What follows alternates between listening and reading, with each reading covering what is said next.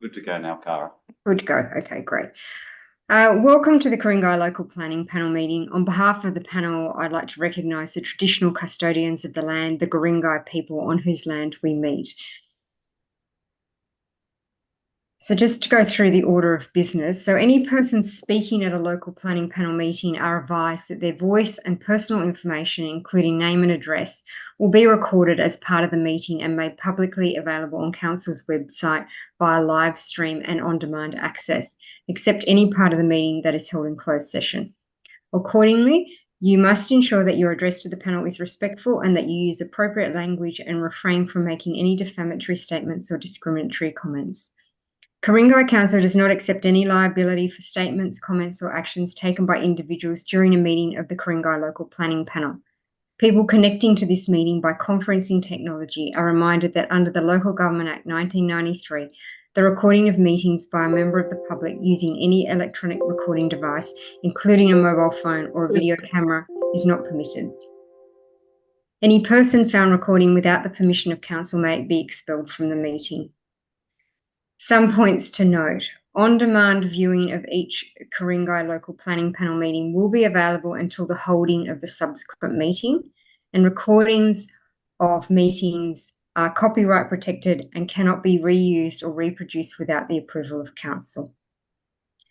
So in terms, we'll move on to apologies. So note that no apologies have been received today.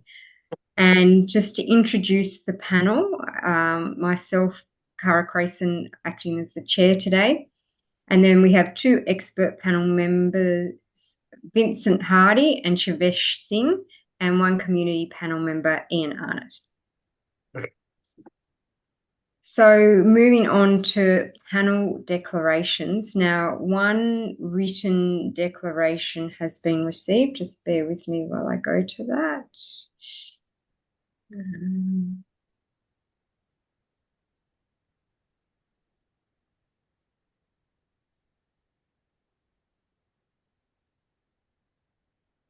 Sorry, I don't seem to be able to get to the other screen.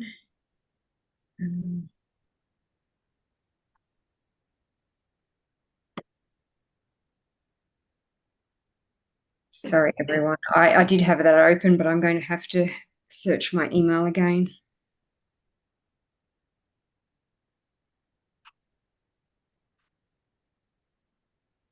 Okay, a declaration of interest has been received from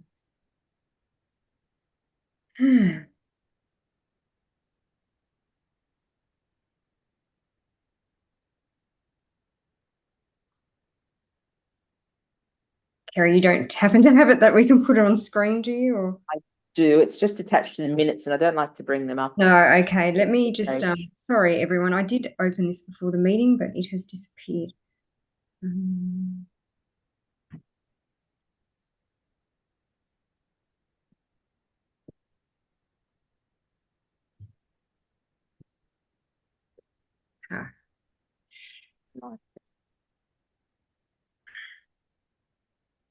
Shivesh, do you have your declaration? Maybe I've got it now. Sorry, I've got it. So it's received from Shivesh Singh, and it's there may be a reasonably perceived conflict of interest regarding item 420 Avon Road. He had an independent contractor agreement with Urbis to prepare planning reports with the last work undertaken in June 2021. He's indicated that he does not have any contract nor have I undertaken any work for Urbis since that time, which would result in a conflict of interest to determine this DA. Additionally, he does not have any business or personal contact with the director, Elaine Roth, who previously engaged me to prepare a planning report, and he has no current or previous involvement in the Pymble Ladies DA or College DA or this site. So it's being declared as a reasonably perceived non-pecuniary conflict of interest that for the reasons that he's provided is insignificant, and I've reviewed that and I agree that the management is that he can continue to sit on this matter particularly because there's been no contact and it's still been a number of years since there was last any work done with that consultancy. I just ask the panel members if there are any further verbal declarations of interest beyond the written ones that need to be declared now. Not for me, thanks, Chair. Not for me either. Okay. Thank you, and I don't have any either. I'd also ask the staff, are there any declarations of interest to be made? No, Madam Chair. Thank you. So I'll now be calling the speakers. So the speakers will have 3 minutes to speak and a chime will be heard at the conclusion of time. Speakers for each item will normally be heard in the order of objectors, legal representatives and applicant, but we only have speakers on behalf of the applicant here today. The coordinator will start the timer and the panel may ask questions of the speaker. Now, the speakers that I have listed, there are 4. So Greg Hasty as the applicant if anything arises, Kate Hadwin again as the applicant if anything arises, Elaine Rolfe from Urbis speaking on behalf of the applicant, and Brett Maynard, who is the traffic and parking consultant from Stantec, speaking on behalf of the applicant. So given that you're all here to speak on behalf of the applicant and Greg and Kate are listed to speak only if anything arises, how would you, perhaps Elaine, how would you like to run this? Have you got a presentation or are you here to answer questions? Oh, sorry, you're on mute, I think.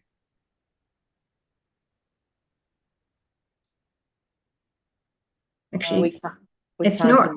Yeah, it's not showing up as mute, but we can't hear you.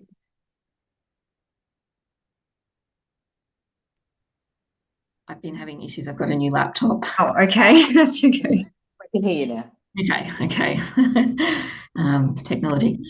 We weren't planning on doing a formal presentation, rather just making a submission to the draft conditions of consent.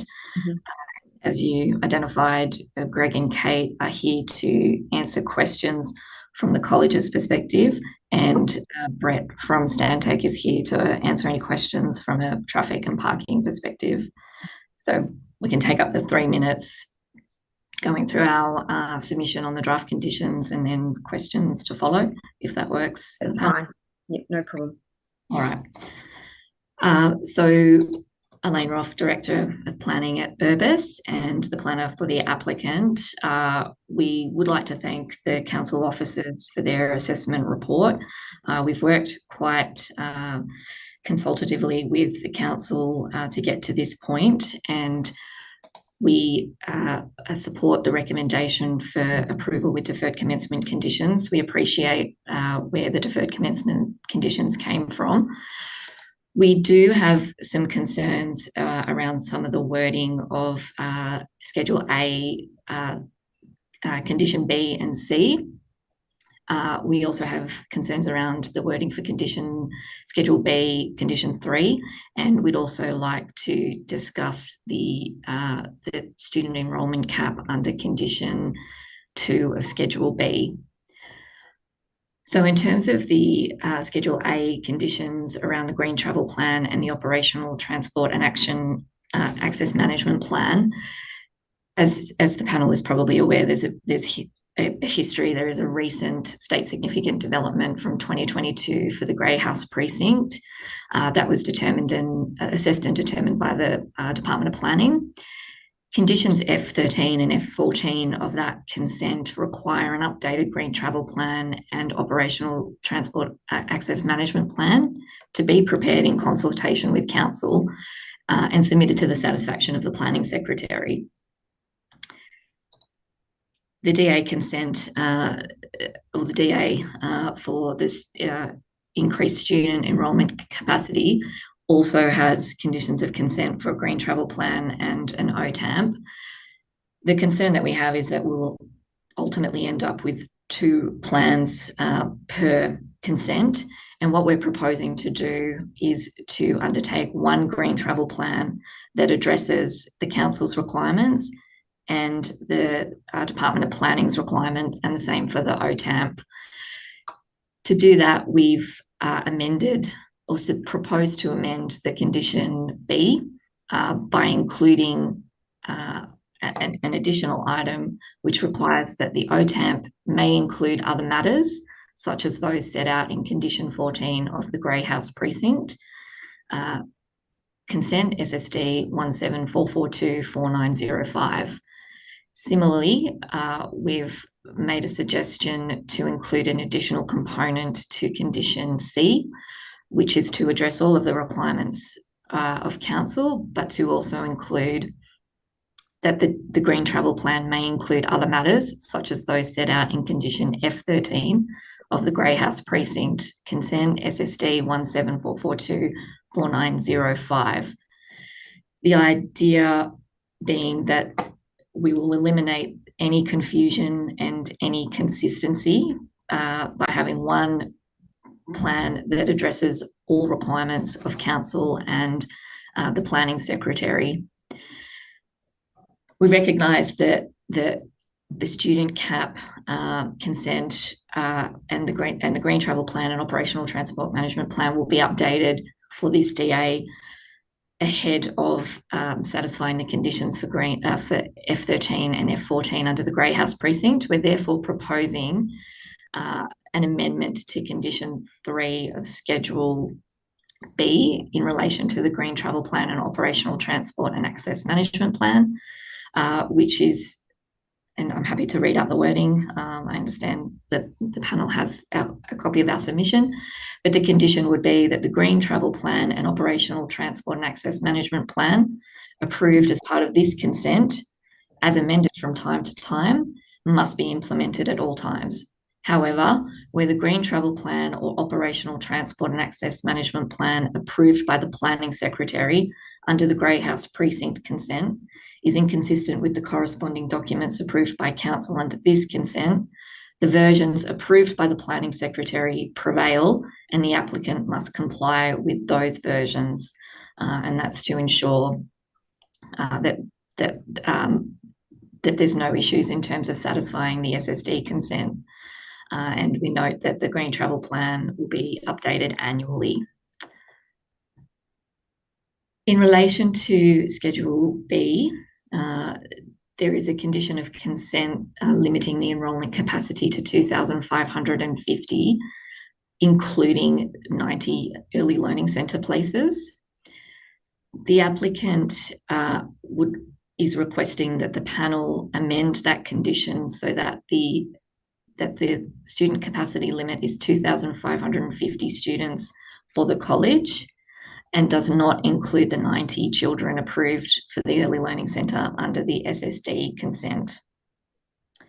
We understand from council officers that the reason for imposing that limit to include the 90 early learning centre places is that there was not a cumulative traffic assessment done for the 2,550 college students and the 90 early learning centre students. The reason for that was that the 90 students was assessed and determined under the SSD for the early learning centre, and that as part of the consent for that, a supplementary traffic assessment report is required to be prepared under the SSD within 6 months of commencement of the construction of the SSD development.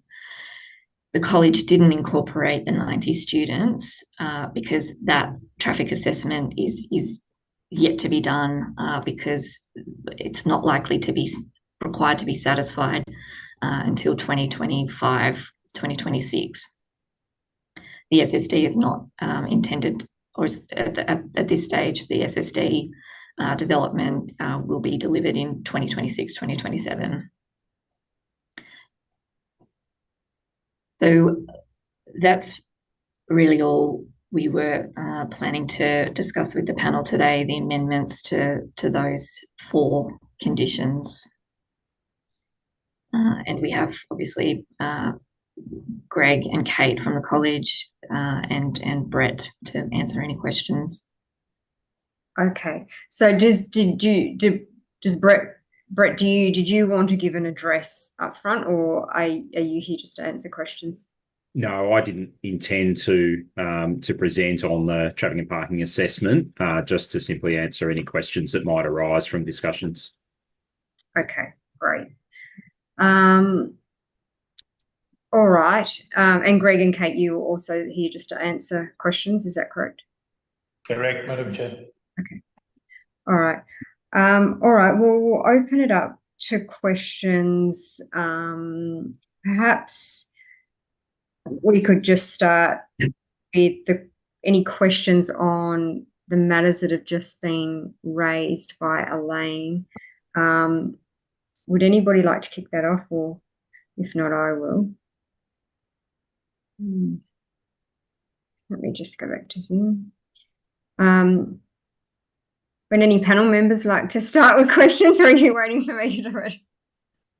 I think, Elaine, for some of us, there's a bit of confusion with the overlapping between the SSD and the DA. And you've got the ELC numbers, and then the DA covers the full capacity for the school. It would be good to see a traffic study that covered both components to have a clearer understanding of how the true traffic would operate across the site. Yeah, we understand that. I think with the conditions of consent requiring the OTAMP to be updated and to cover both the SSD and the DA, that would ultimately deal with any implications in a cumulative sense. But I'll let Brett jump in. Yeah, thanks, Elaine. I think one of the key things here is sort of the order of activation of the consents, if you like, in that the intention is that the enrolment capacity, the additional enrolment capacity, will be gradually taken up, and the ELC is, Greg, correct me if I'm wrong, scheduled to open, around 2027. So there's and one of the things from an ELC perspective is, and in part the reason for that, for the SSD consent condition, is that once you, the ELC at the SSDA level was assessed in generic terms on typical trip generation rates, etc. How the ELC actually operates is really down to the more detailed management that will be picked up in the OTAM. But also via that supplementary traffic report. I've been back through the original traffic report that was prepared for the Grey House precinct, just to look at what was done there, and that was a particularly conservative assessment. And one of the key things to note there was the college's intention. And Greg, happy for you to talk to it, because you can probably do it better than me. Just in terms of the ELC, one of the fundamental premises of it was to service staff. So basically providing in effect childcare, early learning for college staff, as well as for that transition from preschool into kindergarten, and therefore that's obviously targeted at parents that already have children at the school as well. So there was a conservative assessment done. A lot of the ELC activity won't actually generate additional trips, and because of the ELC opening hours of 7 a.m. till 6:30 p.m, the traffic report notes that the peak drop off and pick up periods are likely to be 7 till 7:30 a.m. and 6 till 6:30 p.m, i.e. maximising the opening hours, and therefore that's outside of the school peak anyway. But you need that more detailed information on exactly how the ELC is going to operate to do a more meaningful assessment. As I say, it was done at a very conservative level, just to cover bases for for the Grey House precinct project. But in terms of the implication of this particular DA and the increase to the 2550 students, the ELC is a very minor overall impact, and because of that sequencing, the decision was not to try and do that cumulative assessment at this stage and preempt that SSD consent condition. Madam Chair, just a quick point, if I may. The Early Learning Centre will be open day 1, term 1, 26. It'll be operational from then. And Brett is correct that our first target market are the staff members at Pymble Ladies College, those with young children that can actually use the Early Learning Centre. And what percentage do you expect that to take up of the? We're, if I may, Madam Chair, respond to that. What we're really anticipating that the bulk of students who access that Early Learning Centre are within our community already. So part of the reason why we didn't conduct that traffic assessment initially was because the children are coming in from 6 weeks of age. And so of course back then we had no idea who was actually going to have a baby and access that. But we've got models of years on years of what the average looks like from our staffing. And so we are anticipating that the bulk of that centre will be our current families. And at the moment, our current families are saying they need to go down to Abbotsleigh, for example, and access the ELC there, even though they've got their children enrolled from kindergarten at Pymble. And so it's much easier for them and much better, obviously, for the traffic as well, that they go to the one location rather than go to another centre nearby and then come back to Pymble to drop off their other children. So the short answer is we're projecting that most of those places in the ELC, and certainly all of the baby places that are available in the ELC, will be accessed by members of our current community. But in the consent that relates to that, and we don't have a copy. Well, we haven't been engaged with that, and neither has council. Are there any conditions that require that outcome? If there's not, I suppose the concern from us as a consent authority is that it could just be open to the general public. So there's no certainty. We're after certainty of outcome, and it's hard for us to have certainty of outcome without a condition of consent that requires that outcome. I understand that, and no, there are no conditions in that application that require us to do that. I'll probably take on, and I'm probably expressing some views of the broader panel, and maybe some of them can do it better myself. But I'll just throw it out there. The DA that we're being asked to assess and determine today has a cap on it, and the cap relates to the broader student community. It's being asked to not consider the ELC population. But why wouldn't it do that? If we're going to have a cap that's going to dictate everything. And the other thing is with the green plan and the OTAMP is that, again, the green plan and the OTAMP that we're looking at and conditioning would have to apply to the broader site, whereas the green plan and OTMP relating to the ELC just relate to that specific element.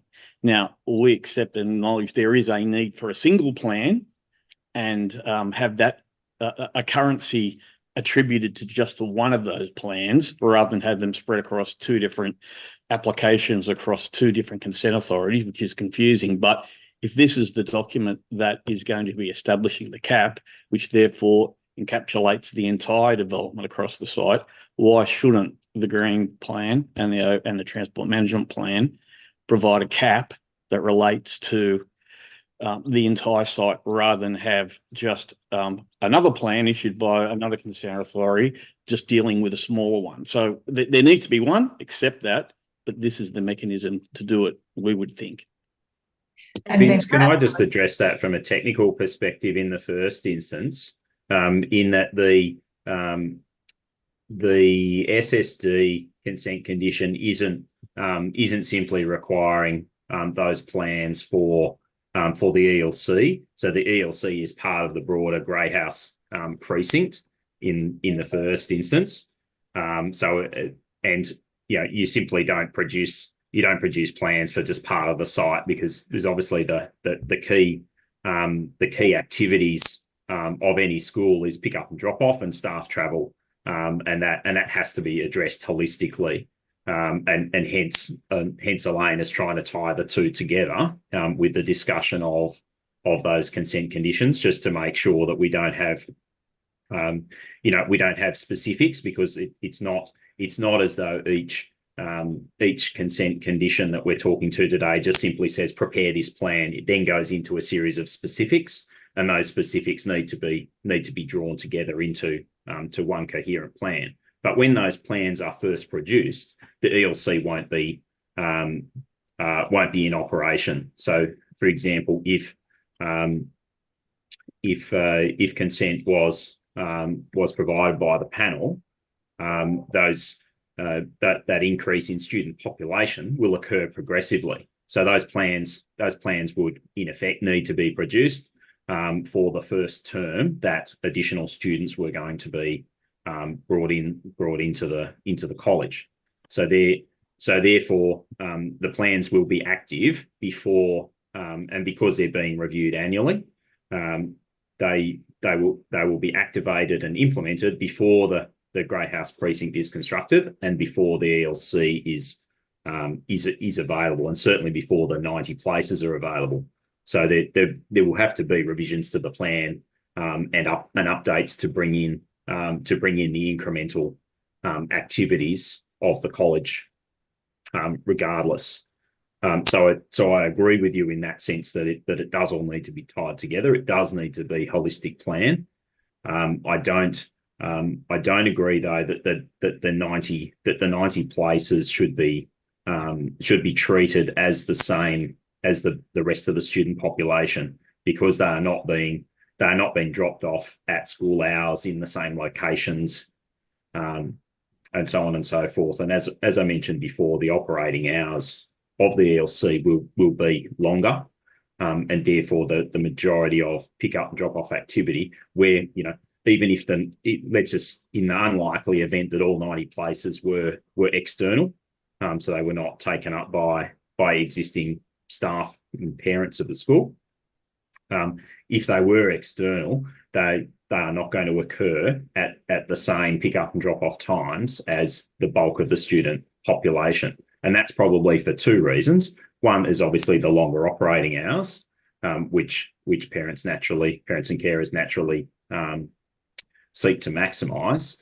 But also, if you don't have to drive to the school during the key pick up and drop off periods, then no one in their right mind would go there at that time, because it simply takes longer to get through the network. We know there's congestion around the school. We say as part of the traffic report that is being managed as best as possible within the constraints of the network. But the reality is that there are still delays there, and you wouldn't seek to access the ELC during that, the peak 40 minutes of school pick up and drop off, for example. That's just the technical side of it. Elaine, I'll leave the planning side to you. I suppose, Vince, from a mechanism perspective, the ELC numbers are approved under the SSD for the Grey House precinct. The enrolment capacity would be determined under this DA.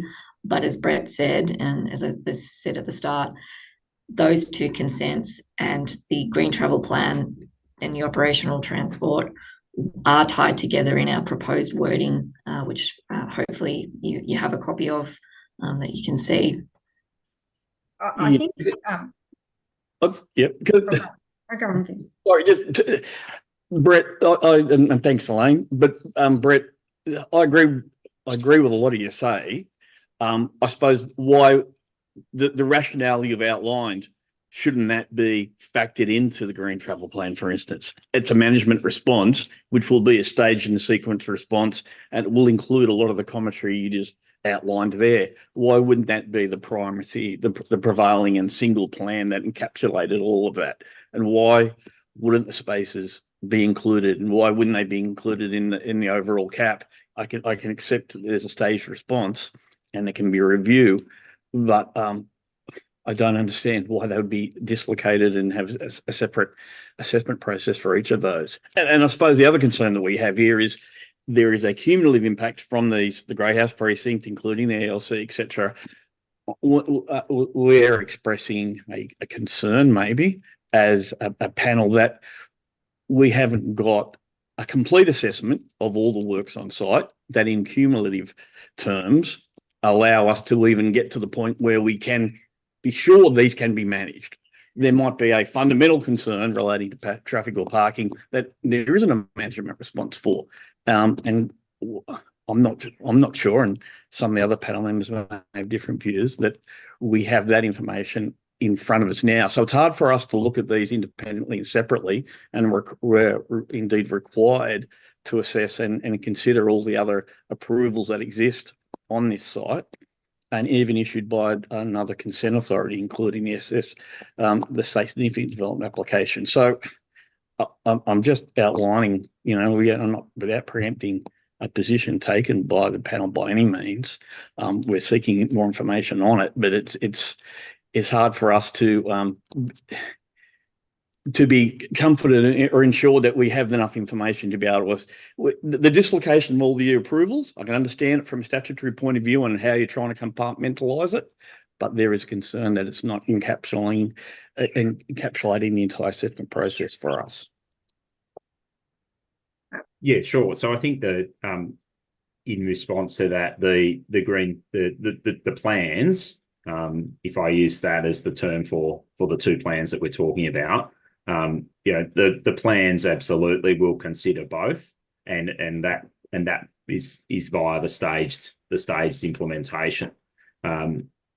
If there was to be an overall cap, I wouldn't have any objection to an overall cap that combined the two numbers. But from a traffic perspective, I would be keeping those two numbers separate, i.e., it's 25, 50, and 90, and that is the total cap. So therefore, there's not other numbers in play or anything like that. I guess I'm what I would suggest is that it's not just articulated as a single number. For a range of reasons, and as I say, in particular, because those 90 children and the travel arrangements for those children will be different to the 25, 50. So if it was wrapped up in a single number, I don't think that's a good way of articulating it. And if it was just a single cap, then I guess it could be used the other way around as well, of having additional college students up to whatever threshold was set, because the ELC numbers would be sort of an up to 90 children or something like that as well.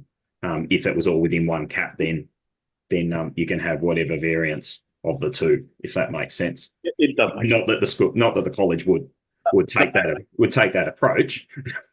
No, I understand that, and it may be that it's two caps. Maybe the condition would relate to two caps, and I'm just thinking out loud now. But that might be something that gives the panel more confidence if the condition did relate to two caps. But I think there is expectation from us, or some desire from us, to be able to capture the maximum development outcome and output this site might generate, so we can frame the conditions of consent appropriately. And Vince, I'm speaking on behalf of the college, and Greg, please jump in, but I think the college would accept a condition of consent that did have an enrolment capacity and an ELC capacity, as long as the wording reflected that ELC is tied to the SSD, because they would need to satisfy all of those conditions under the Grey House precinct. If we can just go for a minute to build on some of that. I guess there's a lot of complicated questions here.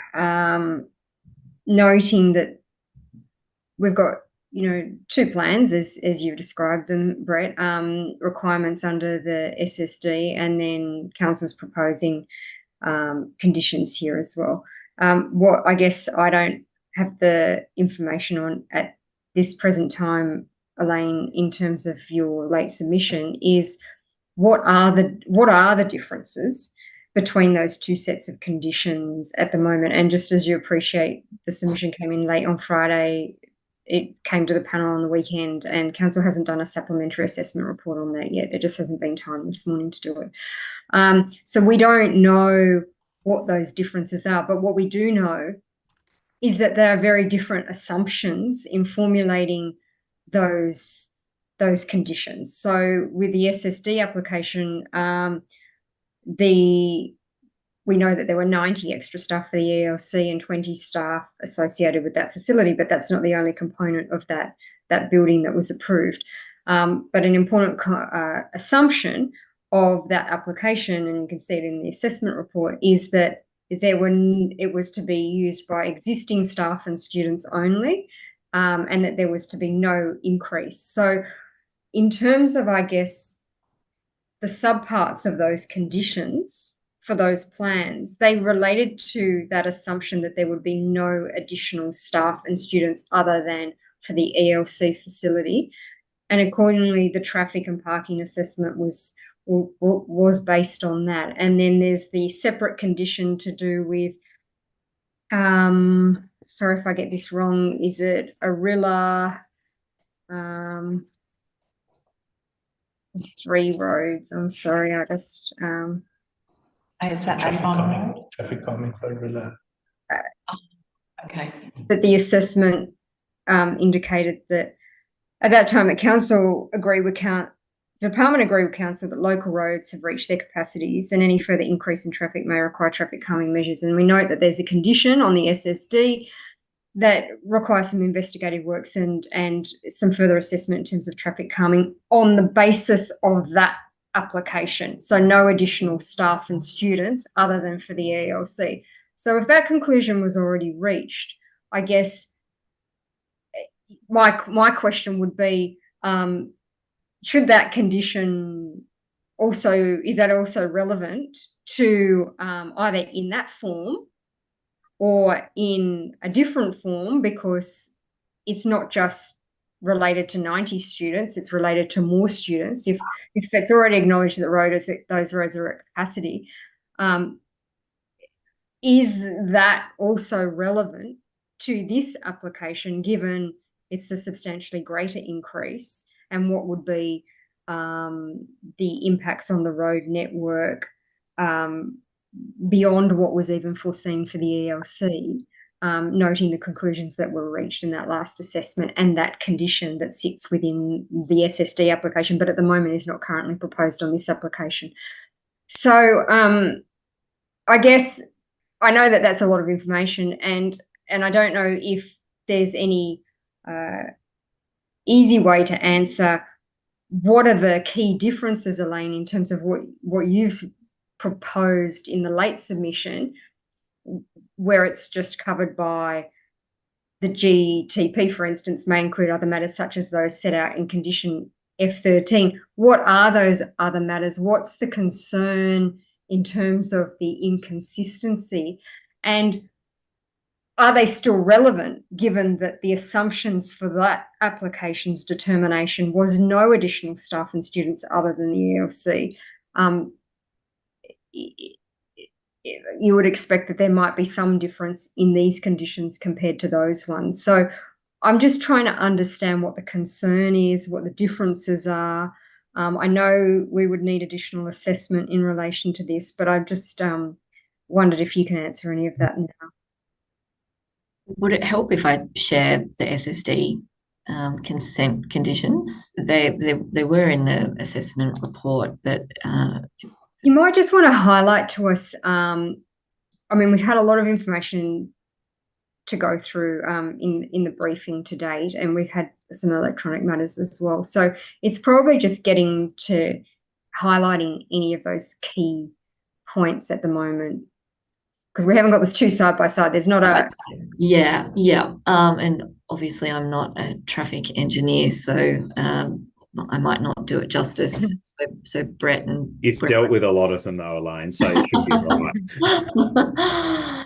right. So basically the SSD green travel plan, or maybe green travel plan is similar in the sense that it needs to be in consultation with council, but submitted to the satisfaction of the planning secretary. It must include objectives and mode share targets. It must address short-term targets and then long-term targets. So short-term being in the first 3 years, long-term being 3 years and beyond. It must include a travel access guide and specific tools to achieve the mode share targets, and promoting those tools. And it also requires a methodology for monitoring and review, and has to be provided to Transport for New South Wales for information. The council's green travel plan requirements are for updated travel mode surveys. So, travel mode surveys were undertaken using sort of pre-COVID information. So, updated surveys post this consent. It also includes requirements for managing parking, which was not provided in the SSD consent. End-of-trip facilities, bike parking, and the like. And then it gives more detail around what's actually required in that travel access guide. So that in a way there's a lot of similarities, but the council requirements are a little bit more detailed, I would say, and actually give a bit of guidance around that travel access guide.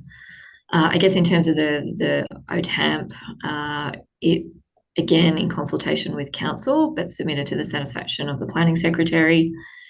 It requires pedestrian analysis, safe route options, locations for car parking, accessible spaces, emergency vehicles, operational management procedures, pick-up, drop-off.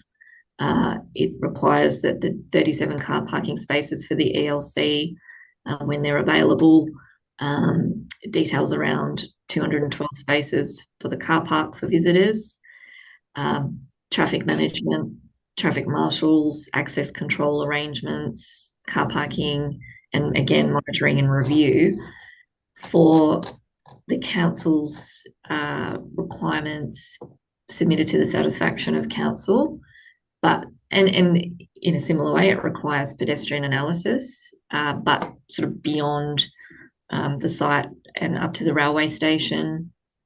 Again, procedures for pick up and drop off and parking, traffic marshals, control arrangements, but then things like measures to discourage Year 12 parking, which is not captured by the, I'll take that back. It is required by the SSD, and then monitoring and review. So I think the main differences are actually appearing in the green travel plan, but there's some wording differences with the operational transport management plan.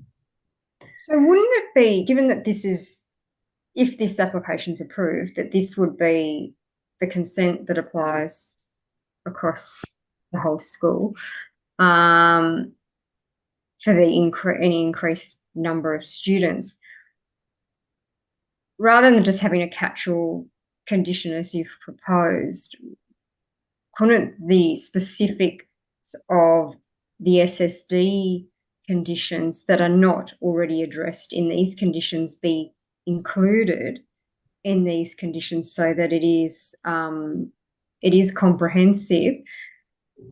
That's the first question. And the second one, is there any inconsistency that you're aware of between the two sets for any specific conditions at the moment? I think the way that we've drafted the condition makes sure that everything under the SSD condition is captured. And I take your point, can we just take things over? I think the concern would be that we still have to satisfy the SSD consent for the whole of that SSD approval, not just in relation to the ELC. And that will be required to be updated and endorsed by the planning secretary wherever there's a change. So the way we've got the wording at the moment is to ensure that we're not jeopardizing any ability to satisfy the SSD conditions, but still satisfy council's requirements in addition to the planning secretary's requirements under the student enrolment cap DA. And in terms of these specific inconsistencies, I can't answer that right now. It's possible that we could come back to you with that, but just the requirements are slightly different. We're providing slightly different information under the SSD to the DA. But I guess it's about, if the panel determines this for approval, it's about having certainty that what is approved for an increased number of students continues to apply and doesn't get changed to do with an application just to do with one building. Although I understand that there are broader elements of those conditions, with parking, etc., that go across the site. I mean, one of the things that you just read out there just jogged my memory in terms of, is it the 200, and there's one of the conditions under the SSD is I think that was the 212 parking, visitor parking spaces or for something. visitors. Yeah. Being provided in the Centennial car park. I mean, one of the documents that I read, and I'm sorry, I can't recall which one it is, indicated that that car park is predominantly for staff of the college. So I wasn't sure if that's the case, how that condition works with, if it's got to be for visitors and not staff. Does it impact the existing approvals in terms of staff parking across the site? One thing that I did notice that came up in I think it was the SSD report, is that there was reference to I can't remember if it was, I think it was ARAP or ACOM, car park master plan. And I wasn't sure, we didn't get a copy of that with this application, but I was keen to understand where's all the parking located, what parking is allocated for staff, visitors, in which car parks. There was a reference somewhere, in some references, there's a parking condition caps. There's a reference somewhere to 548 spaces, then there's 550. There's a reference to 50 odd spaces not complying with Australian standards. So I was really keen to understand from all the consents that have been issued, what's the most recent in terms of car parking that's approved across the whole site, across all of the DAs, and the allocation of those for the different uses. So do we have a consent for the swim centre that says you've got to provide so many parking spaces for visitors, and then we've got another consent that's requiring parking for staff? What has been approved? So that sort of threw me a bit, the visitor aspect, when I saw a comment about it being predominantly for staff. I just wasn't sure what's approved, where's it located, and that I guess all these pieces of the puzzle fit together. It's a complicated question to answer. Look, and I think the benefit, it's the evolution of sites like this are just complicated by nature, and and at times wording in different reports, it's hard not to have one thing trip up something else. I guess in part that's the purpose of these operational plans as well. And the sign off and the stakeholder involvement is that if anything like that comes up, then it gets sorted out. In signing off the plans and what's allocated where in producing that OTAMP, which obviously needs to clearly identify what parking's accessed by who and where. For example, so I think the intent of the changes to the conditions is really about saying, well, look, there's slightly different wording. At face value, there's nothing that's that's directly contradictory at this point. But they will, under each approval, they'll be reviewed by different people, and the ultimate sign off is different. So it's just trying to make sure that that one doesn't trip up the other. Whether it's via individuals or via interpretation. or whatever that may be. Yes, I guess there's I guess there is the risk of the planning secretary requesting a change or something like that to what council's approved with the existing with what would be the existing plans at that point in time. However, council is still going to be a stakeholder in that process. So I think there's pretty limited risk in the changes that have been requested.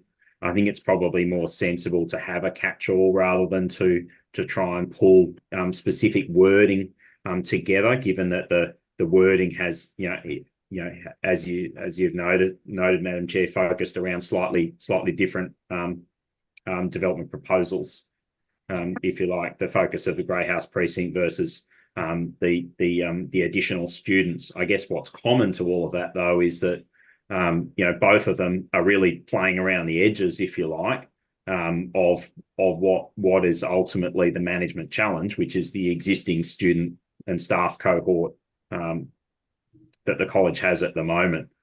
So it's really introducing that the planning framework of the OTEMP and the GTP around the existing operations, because the ability to change travel behaviours is not about the minor additions to the site. It's about the existing cohort. Sorry, Elaine.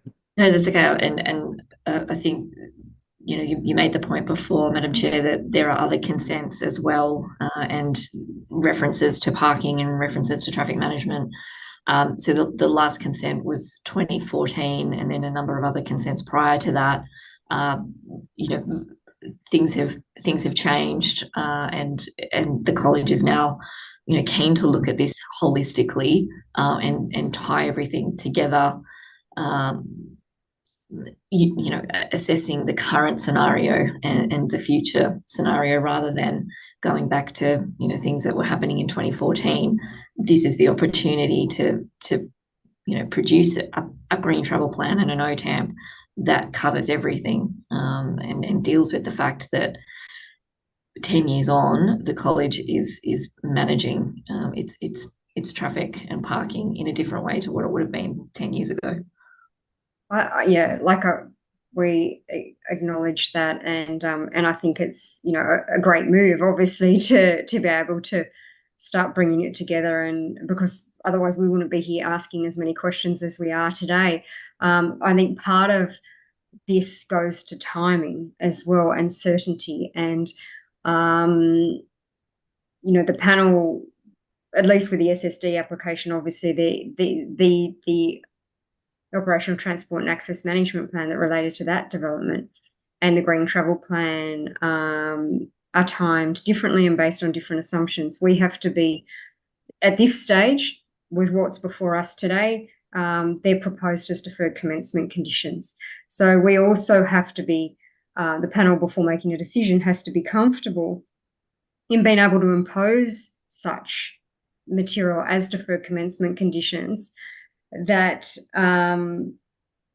about the likely impacts of the development. So the likely impacts need to obviously be considered prior to the granting of consent. So we have to make sure that we're comfortable with that, that the timing is obviously different in this approval, and that there's nothing that is listed in those deferred commencement conditions that would require additional information or additional assessment, such that that goes to the point of the likely additional impacts. So that's something, obviously, that we will have to consider today. I guess the other thing, while we're on the subject of trying to bring all the consents together and understand the existing situation, is we could see from your application that you're seeking an increase on the approved student numbers from the 1998 consent, which was listed as 2,200. And we note that the college, from the application, the material that's been provided is already exceeding the limit under that consent. So some of the justification, and particularly from a traffic perspective, seems to have been assessed on the basis of the additional impacts from the existing situation to what's proposed, rather than the additional impacts from the approved situation to what's proposed. So there is obviously a difference there. And we see that, for instance, just for our example, with the year 12 students, where it's saying, well, probably have an extra 3 car parking space demand, but that's from current to propose, not existing to propose, because there's obviously already a non-compliance there. I just also like to ask a question about the concept plan approval from 2013. And look, we haven't, it's not our job to do all of this assessment, but some of these things come up in the SSD report, which obviously was relevant, and then you start to see that, there was a Part 3A application. I don't know if it was 2012 or 2013. I think it was approved in 13, which seemed to be a Part 3A concept plan approval, which be interesting to know, did that apply to the whole site? What was in the EIS and the response to submissions there? Was that an overarching, where a lot of concept plan approvals were master plans, and then it seemed to include stage 1. So it has staging plan and stage 1 for work. So a stage 1 project approval as well. With the SSD application, the most recent one, the Grey House precinct, that project application seemed to amend some of the conditions of the concept plan approval, but it didn't amend the condition. There's a condition on student numbers and staff numbers. So I think it was condition 9. Condition 9, and there was also, I think, condition 10 to do with parking. So, and that condition is less than the 98 consent. It also had a condition in terms of staff numbers. So I guess my questions are, what is going on? Does that concept plan proposal apply to the whole site, and is that relevant? Is the Act still such, and maybe it's changed, it changes all the time now, so is it such that all future DAs, not just the staged project approvals that are referenced there, need to be assessed in accordance with the concept plan approval? Did that approval prevail to the extent of any inconsistency over the 98 consent? Does that need to be modified as well, or does it completely not apply? So sorry, there's a lot, but I'm just not sure where everything sits. Sure. So I will do my best to answer some of those questions. The 2013 consent was before my time working with the college, but that application was just for an aquatic and health centre, so not for a whole campus master plan, as far as I'm aware. And there is a condition 9, but it does not include or approve any increase in the existing student population, which was approximately 2,120 students at the time, so existing rather than a cap. So the EIS for that application stated that the college provides education for kinder to 12. The school enrolment is currently 2,100 students. The application does not increase student numbers above existing levels. So on behalf of the college, Urbis, and the college's legal team, we did a review of every single application approved for the college, and that review basically determined that there was no change to the student numbers actually approved in a consent from the 1998 consent. That's why the only consent that's ever been referenced in terms of student numbers has been the 1998 one. but there is a question over the interpretation of that condition anyway, which was more about student and the number of students on campus at any one time, rather than having an actual enrolment cap. So that's why we've gone down the path of proposing a new development application and a new consent to deal with the enrolment capacity, because there just is that question mark about that 1998 consent. Is that? Yeah, look, I partly answered it. I'm still not sure about, I mean, when we've got a copy of the consolidated consent from the SSD application, which included the amendment, I think it was that amendment to B9, amendment to the development consent SSD 5314, and that actually includes a description of that development. It looks like it's a concept proposal, and it's got what that included, including no additional staff or students, and then it was also stage 1 works. So it's where you would have the concept, and then you would also have the first stage of the works. You know, as you know, with those approvals that were done under Part 3 at the time, they condition the EIS, the return to submissions, all of those sorts of things. So, I mean, I haven't gone, you know, it's not really, we haven't had time, but it's also not our role in assessing it, to go and have a look at those to see if it applied for the whole site. It obviously here is describing it as no additional staff and students, and then it followed up with that condition. So I'm still not sure, because this was a later consent, whether that prevailed over the 98 consent, or whether this is even relevant, this concept proposal is relevant, whether it needs to be, this DA needs to be considered or assessed in relation to it. So I think the wording of that condition 9 doesn't actually impose a student cap. It really just references a number that was nominated in the environmental impact assessment at the time. So that's why future applications haven't had regard to that as a student number, and gone back to that SSD, or gone back to ensure consistency, because it's not read as a cap. So one of the things I think that we would be wanting to just understand is that to have some confirmation that, at least in the assessment, that this DA does not need to be considered or assessed in relation to that DA, because that approval, because the assessment report doesn't touch on it at all at the moment. So it hasn't been considered. I don't think it's in your material or council's. So would need to know that it's not relevant, or it would need to be assessed if it is relevant.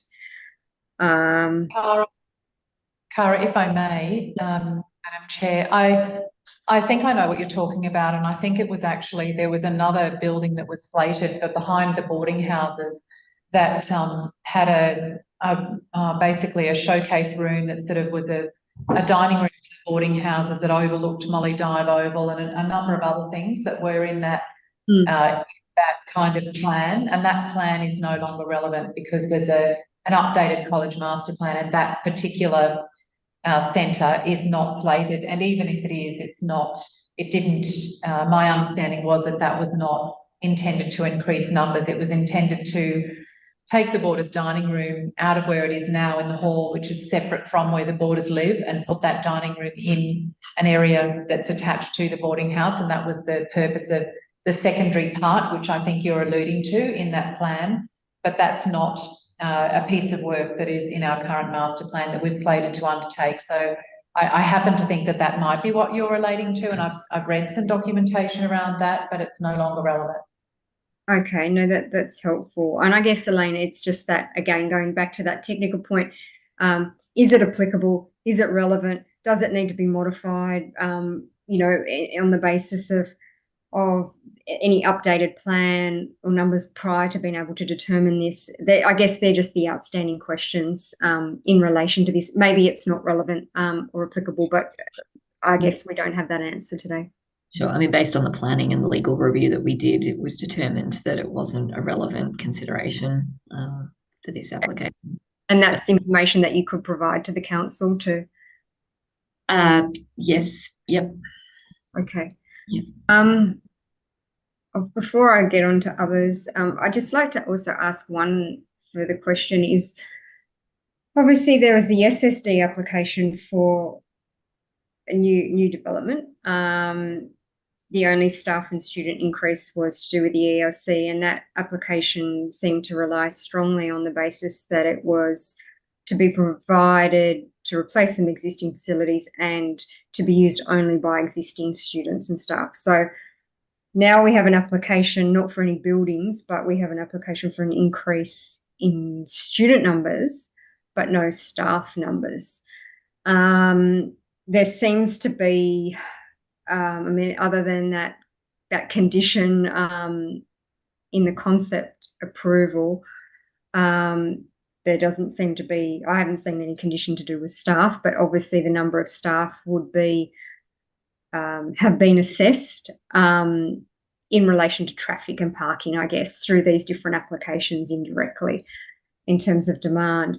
So perhaps this is a question for the school, but is there, and I know also from my school that the staff numbers are above that 300 already, so they've already increased. Does the additional 350 students from the past 98 approval, if that's the most recent one, not trigger a requirement for any additional staff? It will require additional staff. They'll be minimal because what we're asking for, I guess, is we're not looking at exponentially growing the school and becoming like a school down the road. That's actually not the plan of all of this. It's that we've got really aging assets and we absolutely need to upgrade those assets, in particular the teaching and learning facilities. And so most of the work that we've got slated for our master plan is to replace really aging teaching and learning facilities. And we've got a situation now where we have some gaps in some year groups where we can take on additional in the year groups, and that will mean it might be that the class goes from 23 to 24, for example, and across multiple streams. We're not then employing another teacher, but we're actually filling, within that particular year group. So yes, that does require, there will be additional staffing. It might be that we might need to put on a new nurse. It might be that we might need to put on a new particular teacher because there's strong interest for engineering, for example, and we might decide to keep another teacher and not actually move them off that class and put them in a support role. But this is not a plan where it's an aggressive growth plan. And I know you've already noted what we're carrying already. And so as you can see, it's not a huge increase on what we're currently carrying. And so that's really been the approach that we've taken at the college. So it's not like we're bringing in lots of additional classes and then we have lots of additional staff to cater for those students. That's not the way we've really thought through this. I mean, I guess and in terms of staff numbers, I mean, we're just sort of seeing, building, one building and there could be more approved, no additional staff and students. Then there's additional students, but no additional staff. And now, obviously, there could be something in the future where additional staff are put on board, but not necessarily the impacts may not be assessed if they're not subject to another application. So I guess I would think that it would be reasonable in terms of the additional students that are being considered as part of the traffic and parking assessment in particular to confirm what staff numbers have been provided to, I guess, Stantec in terms of doing the assessment and upon which this application is relying. What staff numbers are proposed to align with the additional students And obviously the new building didn't include any additional staff or students. If that's changed, to have everything consolidated and to be able to see that car park master plan. So it goes to the point of understanding not just the traffic generation impacts of the additional students, drop off, pick up, on the road network, but also, and it may be negligible, but in terms of staff, if there's not that many staff, as you said, but understanding not just taking into account the staff movements in addition to the other movements, but importantly also understanding that if staff numbers are going to grow to cater for the new facility or to cater for additional students, that is there already sufficient parking provided, or is there going to be a requirement for additional parking? I guess if I may as well, also noting that the college now owns Vision Valley. And so at Vision Valley, we have, staff who are out there from the main campus and students who are out there from the main campus. So whilst there might be an addition in students and an addition in staff, we also have staff and students at that second site that won't impact on this site or actually takes away from this site. So I think there's a consideration to be given there regarding having staff and students out of that site very, very regularly, if not every day. So there's a bit of a yes and no. And if I talk about GHP, for example, at the moment we have one dance studio and we have more than 100 dance lessons a week. And so we already have all of those staff providing those services to those students, and having a new dance centre in GHP certainly doesn't require more staff, but finally we have a facility that will be less likely to injure our students because they actually have appropriate flooring, etc. In that centre, there's a health and wellbeing centre. We currently have psychologists and nursing staff, and they're simply moving from their disparate locations in the centre, in the school, that are not fit for purpose at all, into a facility that is fit for purpose. So, the places that are being made available through Grey House Precinct, we already have those staff. Our early learning, our before and after school care, for example, is currently in the hall of the junior school, and it means they have to set up and pack up every morning and every night. And we already have those staff there. So we're not recruiting more staff in, but we're building a centre where they don't have to set up and pack up every single day. So that's the tenure of the types of facilities that we're building around the campus. Our robotics program, for example, is running out of the gym, the main gym at the moment, which is really not at all fit for purpose, and in classrooms that are ageing assets. And there's a STEM centre in the junior school, and now those staff can move out of classrooms and teaching spaces into that facility. We already have the staff, we already have the program, we just don't have anywhere appropriate for that. So that's I guess the way that we're thinking through all of these areas where we don't have appropriate spaces, but we've got programs operating to provide appropriate spaces for those staff and those students that we already have, on our site. Okay, no, that's fine. Brett, have you got, perhaps you can answer the question, like in terms of the consolidated, I guess, if this is getting to a point of trying to bring everything together, where do the approvals sit in relation to I think from reading something, it looks like parking used to be determined on number of students, but now the parking requirements based on number of staff and Year 12 students. So where does the school sit in terms of how many car spaces it has and all the approvals and the number of staff and students from a compliance perspective? From a compliance perspective, I'm pretty sure we had assessed that and we have in excess of what's required. I guess but we haven't focused on that from an approvals perspective, because I mean in terms of current site operation, current college operation, it's really about whether there's sufficient car parking on site for the activities that are taking place. So for example, if you've got a car parking, DCP car parking rate that requires one parking space per two staff, then that obviously assumes that only every second staff member drives, or parks on site. So it's not necessarily saying that's the car parking demand necessarily. So I guess what we focused on here is what's the demand. The college has around 550 spaces. That's adequately servicing staff, visitor, and contractor parking through our observations on site.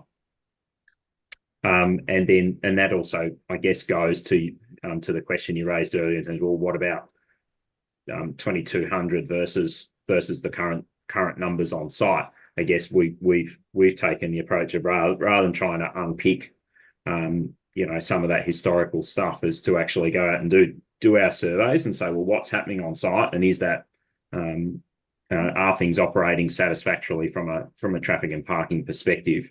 And I think we've satisfied ourselves and have described through the report and the subsequent submission or response to submissions that's certainly the case. The college has invested a lot of time and effort into the way that they manage their facilities, and there's clearly a lot of attention paid to the renewal of those facilities, and what you've just heard there as well. So in that sense, the impact on the surrounding area is well managed. When we talk about some of the yes, we can unpick some of these things, and maybe there's further information that that may or may not be necessary. I guess it's, well, what's the implication of that? And you'll see through the analysis in our report is effectively that the college is accessed predominantly via the Pacific Highway. Yep, the Pacific Highway is at or above capacity during road network peak periods. That's that's the nature of where we're at. When we look at on-street parking demand around the college, and some of the commentary that's led to the discussion about traffic calming and things like that, it's obviously hard to unpick the college from everything else that's happening in the surrounding area as well. But to a certain extent, I don't think we need to backtrack through some of that from a practical perspective. Completely respect that there might be some planning logic to some of that, but from a traffic and parking perspective, I think what we've outlined in terms of the current site usage and operations should be sufficient to set a course moving forward. When staff numbers, it's also a difficult one to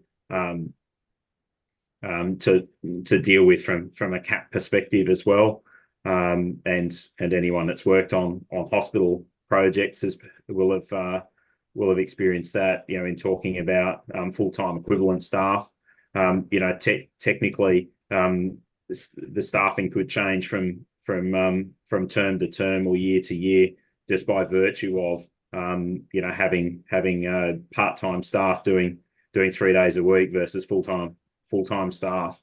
On a head count, you're higher, but it's not. But in terms of the number of staff on site on any given day, then you're not. And I guess that's just an example of why working through the practicalities of whether whether there are adequate facilities and adequate management is really the key outcome we're trying to achieve. And certainly regarding staff parking, the green traffic plan, we are already in discussion through our green traffic committee with our staff regarding what sorts of things might work best for them. There's no point us implementing something that won't work. So looking at, can we subsidise train travel? How do we encourage carpooling? We've been, I think, really at the forefront in education, certainly in professional services staff, regarding putting in place flexible work arrangements. And we have a number of our staff who do work from home, certainly in the professional services space. And our sport team, for example, historically might have been here Monday through until Saturday, and now they have 1 day a week where they can work from home. So all of those types of things really significantly benefit any challenges that we might be experiencing regarding parking. So it's an area that we want the conditions. We want to be the employer of choice, right? It's hard to attract people, the best people in. And so we're always working with our team around how can we make it easier for you as a staff member to access our site. So it's certainly very much a part of what we're working on here at the college.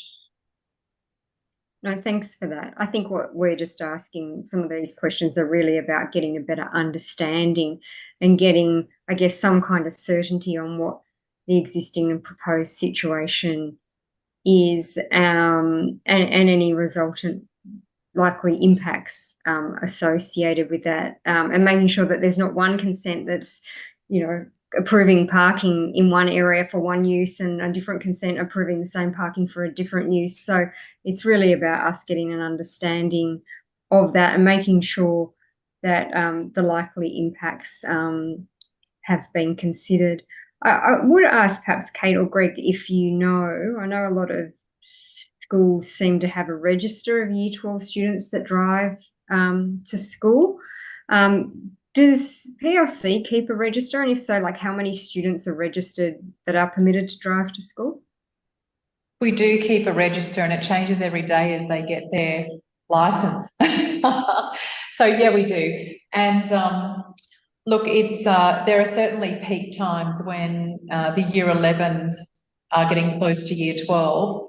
And that happens to be also the time when the Year 12s are sitting their exams. So a lot of our students who might be registered aren't necessarily parking here.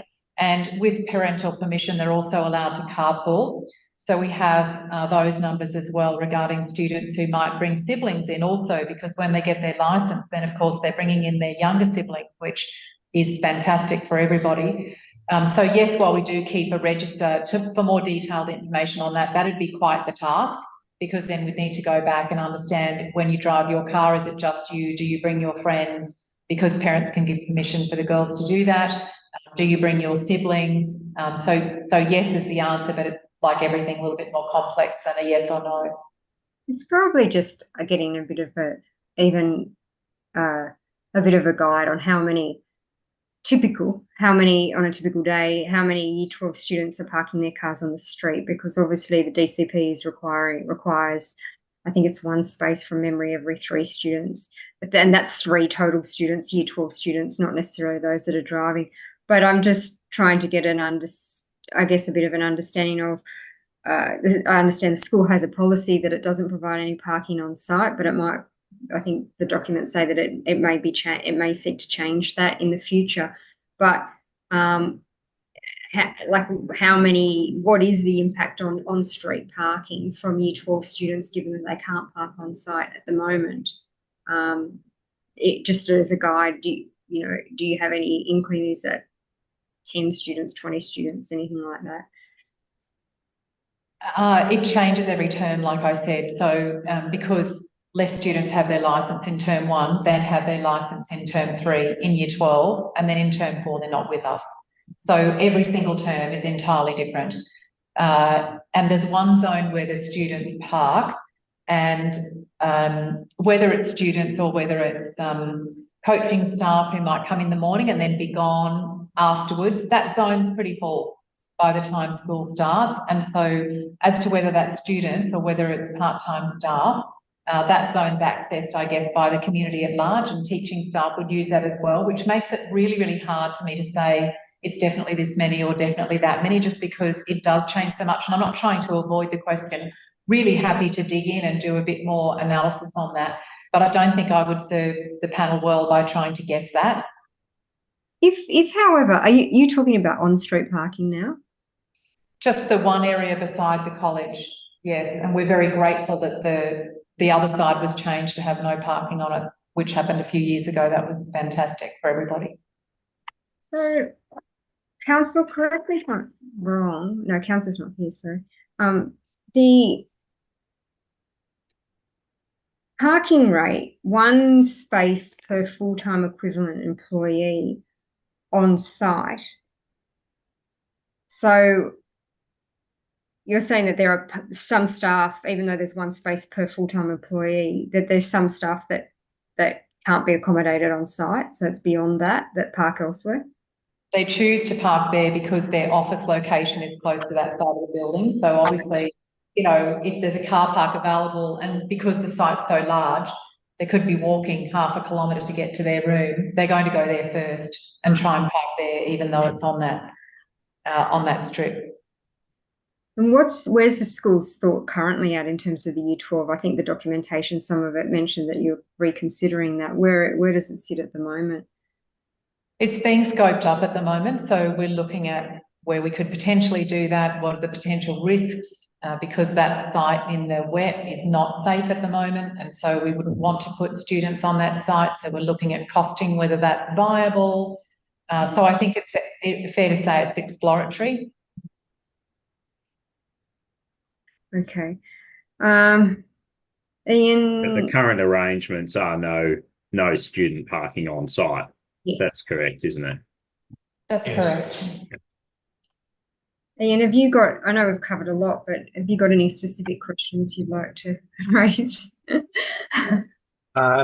Look, no. I thank the panel for all the comprehensive questions that they have asked, on which have covered my issues really, but it is around both the procedural matters and how the consents fit together, and also obviously the traffic assessment. So I will be discussing that after, but thanks for the questions that have been asked, and that covers my issues.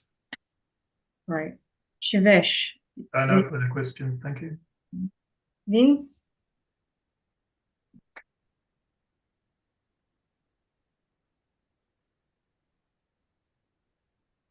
Oh, you're on mute, Vince. Sorry, I just lost my link there. Yeah, no further questions from me. Thank you, Madam Chair. Okay, and I think I've asked my questions as well.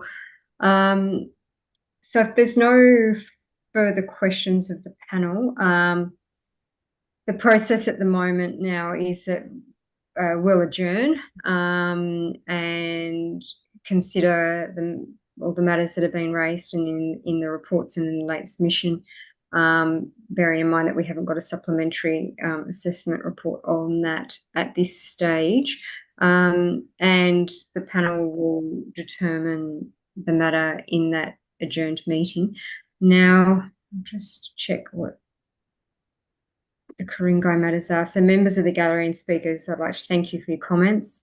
I'll now close the meeting and the panel will retire to deliberate on the item. That decision will be posted on Council's website generally within 48 hours of the close of the deliberation meeting. So I'd like to thank everyone for their attendance today. But just before I do that, it's now just after 2. So I think, panel, just for your information, let's just take a full, let's say, let's return at 2:45. So let's have a lunch break. And so everybody needs to log back in on the separate determination link at 2:45. Does that suit everyone? Sure. Okay, great. Well, thank you all for your attendance, and as I said, the minutes should be up within 48 hours. Thank you, Madam Chair. Thanks so much. Thank you. Thanks very much. Thanks very much. All right.